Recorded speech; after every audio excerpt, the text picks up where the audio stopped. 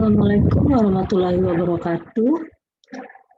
Ya, jadi sekarang Psikologi FK UNAN sudah memiliki buku pedoman atau panduan monitoring evaluasi GKM yang dilengkapi dengan formulir. Apa saja di dalam formulir tersebut ada untuk monitoring perkuliahan dan evaluasi pembelajaran. Juga link untuk mengunduh dan mengunggah RPS yang mencakup seluruh mata kuliah yang ada di kurikulum psikologi. Nah, bagi Bapak Ibu yang ingin melihat buku panduan Monef GKM beserta formulirnya, bisa langsung ke website Prodi psikologi.fk.unan.ac.id, lalu pilih menu gugus kendali mutu. Akan diperoleh tampilannya seperti ini. Nah, untuk melihat buku panduan Monef GKM dapat dibaca di web, ya, dan juga bisa di-download. Tinggal klik di sini. Nah, ini GKM susun bersama tim di bawah supervisi Ketua Prodi dan Sekpro Psikologi. Kita berpedoman pada turunan buku pedoman dan manual di LP3M Universitas Andalas. Dengan demikian, ya, tugas GKM menurut LP3M yaitu memang untuk Monef profil lulusan, Monef capaian pembelajaran mata kuliah, termasuk Monef RPS di sini dengan berkoordinasi di ketua bidang rumpun ilmu masing-masing, seperti yang sudah disampaikan pada buku instrumen audit mutu internal Prodi yang diturunkan dari LP3M. Monef tingkat kehadiran dosen dan mahasiswa dilihat melalui absensi. Monef kesesuaian RPS dengan pembelajaran ini hasil dari validasi ketua bidang terhadap RPS mata kuliah di rumpun ilmu masing-masing.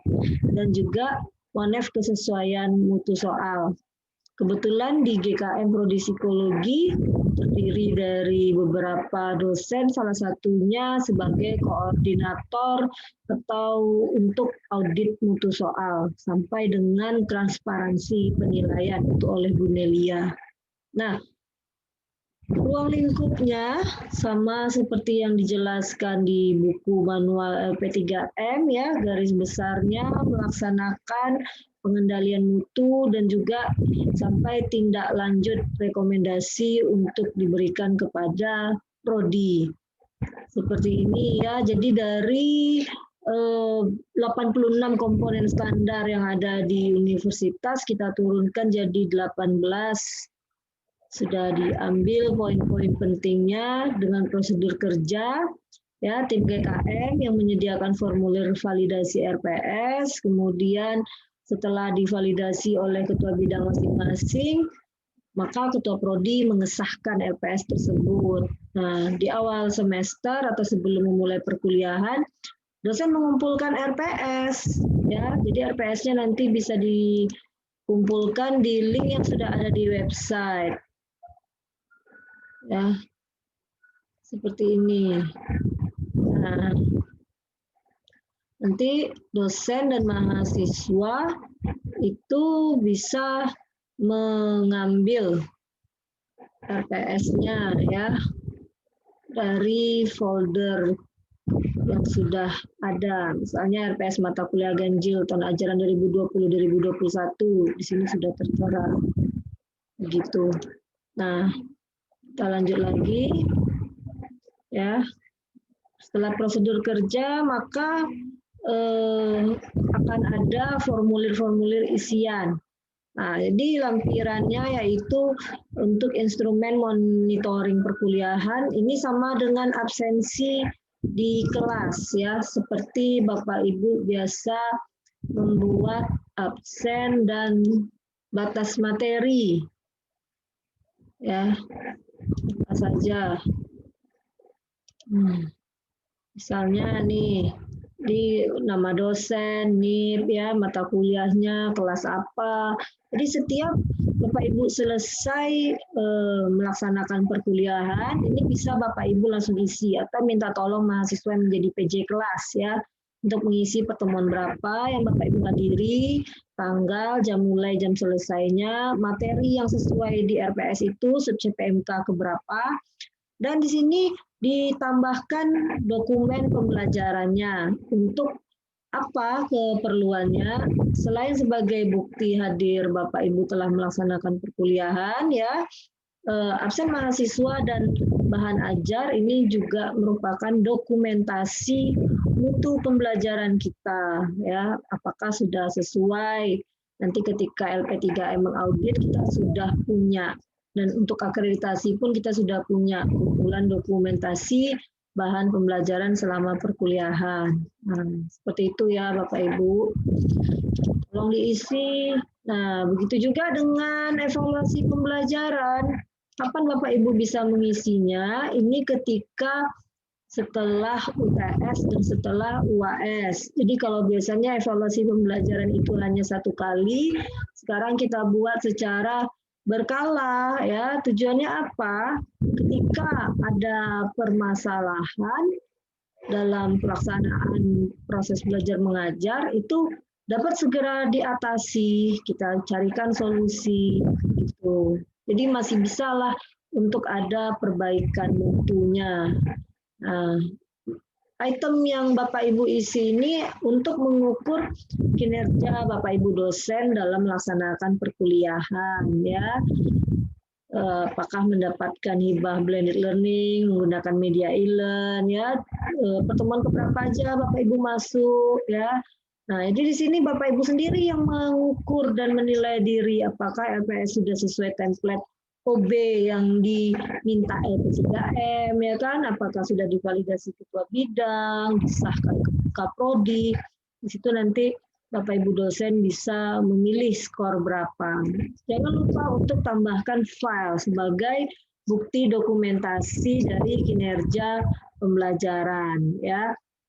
Nah, item-item ini kita ambil dari turunan audit mutu LP3M yang biasa dilakukan setiap tahunnya ketika mereka mengunjungi prodi kita ya. Jadi ini turunannya dari instrumen LP3M yang memang sudah ada selama ini untuk mengaudit. Nah, dari mulai RPS ya, kelengkapan bahan ajar seperti PowerPoint, modul gitu, kontrak perkuliahan, sudah ada rancangan tugas, bobot nilai. Nah, bagaimana pembagian jadwal tim teaching ya, bagaimana metode yang digunakan, apakah pakai kan ini sekarang pakai SCL ya, apalagi sekarang sedang pandemi COVID, belajarnya online. Bagaimana model diskusi kelompok, studi kasus, ya, misalnya berbasis proyek simulasi, ada studi kasusnya itu berbasis masalah atau PBL, dan lain-lain. Nah, kemudian apakah bentuk kuliah ini hanya kuliah saja, tutorial, gitu, ceramah, atau ada praktikum, misalnya ada juga kuliah praktik lapangan, atau juga dalam bentuk seminar, kuliah umum, dan lain-lain. Jadi Bapak Ibu sendirilah yang menilai ya, bagaimana dalam proses menilai mahasiswa, apakah hanya tes tertulis saja, atau ada observasi, keterampilan, sebagainya. Dan rubrik penilaian ini juga melihat dari portofolio secara keseluruhan milik mahasiswa. Nah, terakhir, ketika Bapak Ibu telah menyelesaikan ujian atau penugasan, maka nilai tersebut diberikan kepada mahasiswa dan ada umpan baliknya. Misalnya kuis dibuat di Kahoot gitu ya, kan hasil scoringnya ada tuh, apakah itu di-share ke grup mahasiswa dan apakah diterima oleh mahasiswa atau ada masa sanggah. Nah, bukti itu boleh disampaikan di sini, dilampirkan, boleh juga dalam berbentuk capture, percakapan Bapak Ibu dengan mahasiswa, gitu. Demikianlah sosialisasi dari buku panduan monet GKM terbaru beserta formulir lengkapnya. Kita harapkan Bapak Ibu memang mengimplementasikan monitoring perkuliahan, terutama dalam pengisian absensi dan penyampaian dokumentasi bukti kinerja setiap Bapak Ibu masuk ke dalam perkuliahan. Sampai jumpa pada sosialisasi berikutnya. Saya ucapkan terima kasih atas perhatiannya. Wabillahi taufiq wal hidayah. Assalamualaikum warahmatullahi wabarakatuh.